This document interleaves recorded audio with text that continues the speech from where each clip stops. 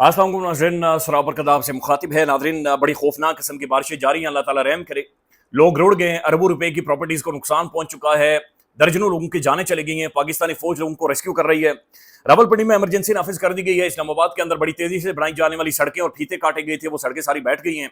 इस्लामाबाद में इस वक्त खौफनाक किस्म का पानी है जो कि यहाँ पर मौजूद है। तो निज़ाम ज़िंदगी बुरी तरह से पंजाब के अंदर मुअत्तल हो चुका है और ये बड़ी खौफनाक सूरत हाल बन गई है। क्या वेदर फोरकास्ट को देखा गया था? क्या रेस्क्यू प्रोटोकॉल्स बनाए गए थे? क्या कमेटीज या टीमें तश्कील दी गई थी लोगों को बचाने के लिए, उनकी प्रॉपर्टीज को बचाने के लिए, या आगाही मुहिम शुरू की गई थी? कुछ भी नहीं था।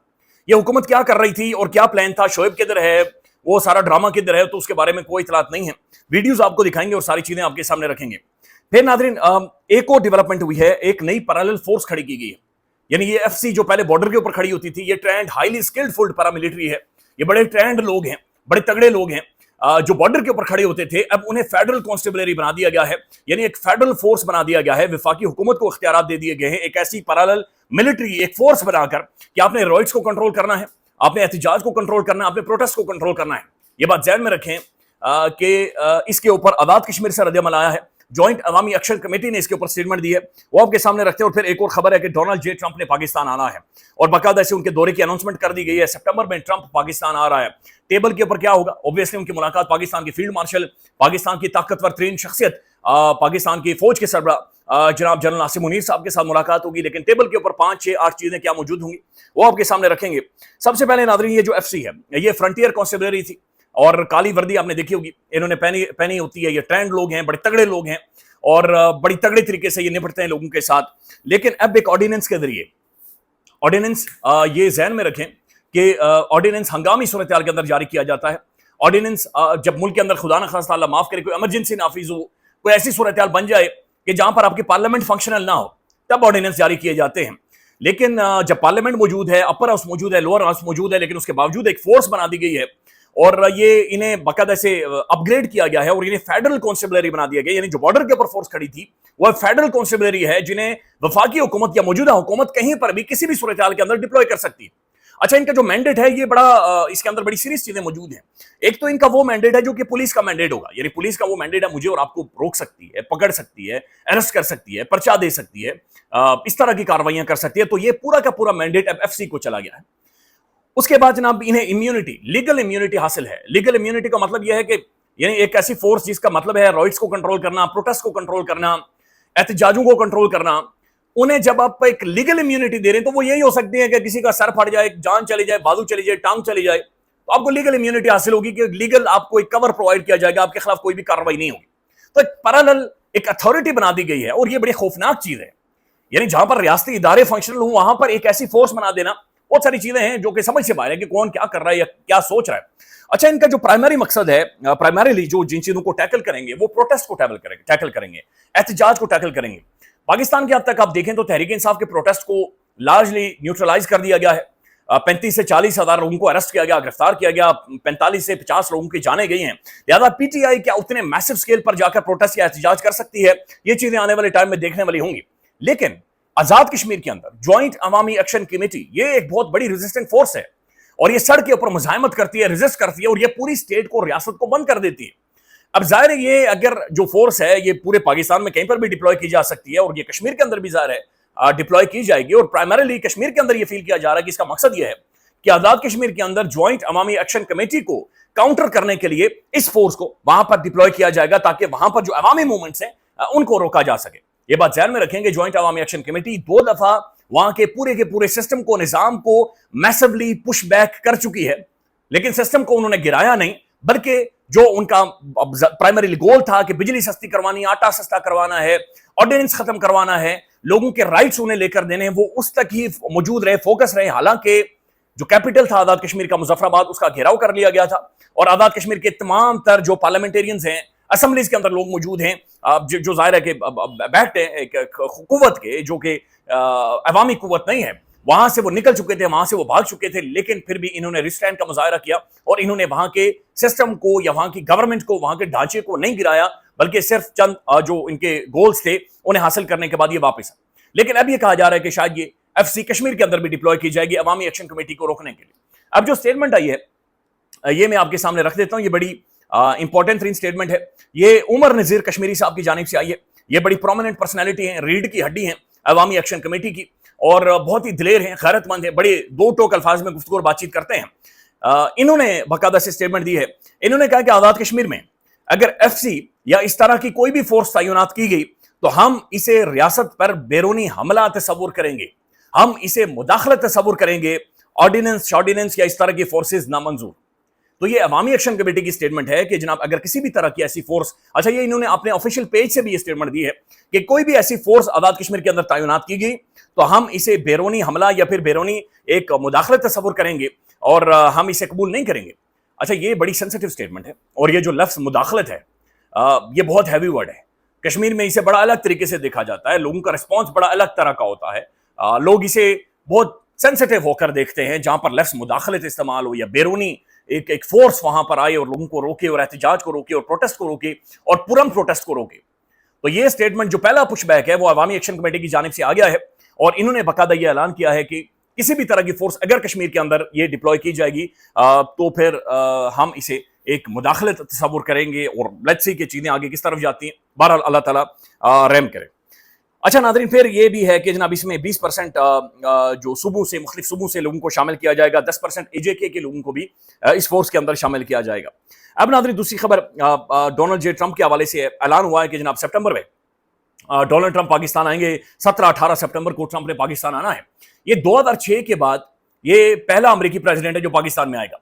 एक तो इंडिया को मिर्चें लगी, चूंकि वो इंडिया में आएगा, पाकिस्तान में भी आएगा, और ये इंडिया जो बार बार रोला डाल रहा था कि हमें पाकिस्तान के साथ हाइफेनेट किया जा रहा है और पाकिस्तान और इंडिया को एक ही ब्रैकेट के अंदर डाला जा रहा है, और इंडिया लंबे अरसे से अपने आप को इंडिया कह रहा था। वो अपना कंपैरिजन चीन के साथ करता था, चाइना के साथ करता था, अपनी भविष्यत, अपनी अवाम, अपनी जो उसके पढ़ी लिखी यूथ है, उसके जो पीएचडीज हैं, उसके अंदर जो टेक्नोलॉजी का हब बना हुआ है, उन सारी चीजों का कंपैरिजन वो चीन के साथ करते हुए अपने आप को इंडिया कहता था। लेकिन ज़ाहिर बुनियान अल मरसूस जो ऑपरेशन हुआ और इंडिया ने पाकिस्तान के साथ एक ठट्ठा लगाने की कोशिश की, लेकिन जो फटकार लगे, जो राफेल गिराए गए, तबाही मचाई गई, जंग में जो पाकिस्तान की कामयाबी थी, उस चीज ने अगेन इंडिया को और पाकिस्तान को एक ही लाइन के अंदर आकर खड़ा कर दिया है। और अब ये चिंडिया तो नहीं रहा, लेकिन पाकिस्तान अब इसे बहुत सारे हवालों से दबा रहा है, आंखें दिखा रहा है, और पाकिस्तान बता रहा है इसे कि जनाब तुम जितने भी आगे बढ़ जाओ, तुम्हारा जो अब्बा है, बड़ा पड़ोसी है, उसके बगैर तुम आगे नहीं जाओगे। ये चीज बड़ी वाज़ेह और ये मौजूद है। अब ट्रंप अमेरिकी सदर इंडिया आ रहा है और फिर वो पाकिस्तान में भी आएगा। पाकिस्तान में इससे पहले वो फील्ड मार्शल आसिम मुनीर के साथ 2 घंटे की मुलाकात कर चुका है, जो कि बड़ी अहम तरीन थी। और ट्रंप पाकिस्तान में आ रहा है तो इसका मतलब यह है कि इसका पहले से एक सोच या इसके अंदर क्या क्या, इसका पैकेज क्या होगा, वो सारी चीजें मौजूद हैं। 2-3 चीजें जो आपके सामने रखते हैं जो कि मुमकिन तौर पर हो सकती है। एक तो जो ड्रॉप साइड की खबर थी कि जब फील्ड मार्शल और ट्रंप की मुलाकात हुई थी, उसके अंदर इमरान खान का जिक्र हुआ। ट्रंप ने तमाम तर कैंपेन इमरान खान के ऊपर लड़ी है। अपनी कैंपेन के दौरान पहली दफा था कि डोनाल्ड ट्रंप ने एक Pakistani gelled prime minister, ex prime minister का नाम लिया था। और जाहिर है कांग्रेस हियरिंग को आप उठाकर देख ले, अमेरिका के अंदर दबाव है, एक प्रेशर है, एक जाहिर इमरान खान के हवाले से एक बड़ी तगड़ी लॉबिंग की जा रही है। तो ये भी मुमकिन है कि यकीनी तौर पर होगा कि ट्रंप और इमरान खान का पाकिस्तान में आकर नाम लेगा और इसके हवाले से डिस्कशन होगी। अच्छा, दूसरी चीज ये है कि यूक्रेन और रशिया की जो वॉर है, उसके अंदर अगर आप देखें तो ट्रंप ने यूक्रेन को धमकी लगाई थी कि जनाब हमने जो तुम्हारी मदद किया, जो रोकड़ा दिया, माल दिया है, तुम्हारे जो नेचुरल रिजर्वायर्स हैं वो हमारे हवाले करो। तो जो वहां पर लिथियम मौजूद है, उस लिथियम के ऊपर रशिया कब्जा कर चुका है, और जो तमाम तर यूक्रेन की अहम तरीन जगह हैं या अहम तरीन मुकामात हैं जहां पर नेचुरल रिजर्वायर्स हैं, वो रशिया ले उड़ा है।